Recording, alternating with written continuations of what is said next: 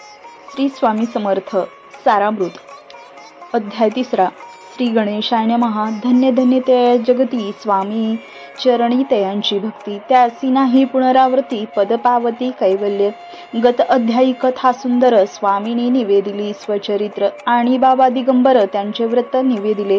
निर्विकार स्वामी मूर्ती लोका चमत्कार दाविती, काही वर्षे करुणी वस्ती मंगळ वेढे सोडिले। मोहोळ माझी वास्तव्य करिता अप्पाटोळ झाले भक्त, तेथेची साकल्य व्रत अल्पमती केवी वर्णू। स्वामी चरित्राचे हे सार म्हणून केला नाही विस्तार, वर्णिता कथा समग्र ग्रंथ पसरे उदिरी समान। सवे घेऊन स्वामीसी टोळ जाती अक्कलकोटासी, अधर्मार्गावरून टोळांसी मागे परतणे भाग पडे। टोळ अज्ञापिकिले सेवका, जोवरी आम्ही येऊ का तोवरी स्वामीसी सोडू नका, येथेच मुक्काम करावा। टोळ गेली या परतोनी स्वामी चालले उठोनी, बहुत वर्जिले सेवकांनी परिणच मानिले त्या। तेथोनिया निघाले अक्कलकोटा प्रति आले, ग्रामद्वारी बैसले यतिराज स्वेच्छेने। तेथे एक अविंध्य होता तो करीतयांची थट्टा, परी काही चमत्कार पाहता महासिद्ध समजला।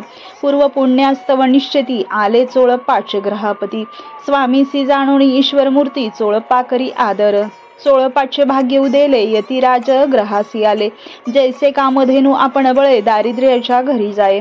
पूर्व पुण्य होते गाठी म्हणून घडल्या या गोष्टी, झाली स्वामी राज भेटी परम भाग्य तयांचे। धन्य धन्य तयांचे सदन जे स्वामीचे वास्तव्य स्थान, सुरवराजे दुर्लभ चरण तयांच्या घरी लागले।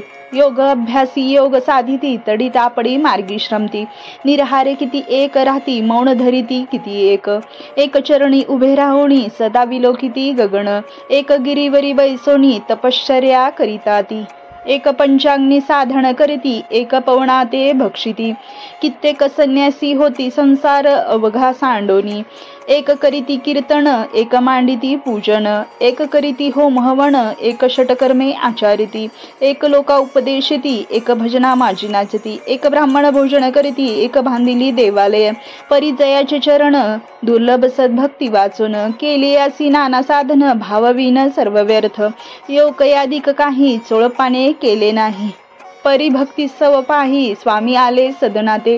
तयाची देखुणी या भक्ती स्वामी तेथे भोजन करीती, तेव्हा चोळप्पाच्या चित्ती आनंद झाला बहुसाळ। तैपासून तयाच्या घरी राहिले स्वामी अवतारी, दिवसेंदिवस चाकरी चोळप्पा करी अधिकाधिक।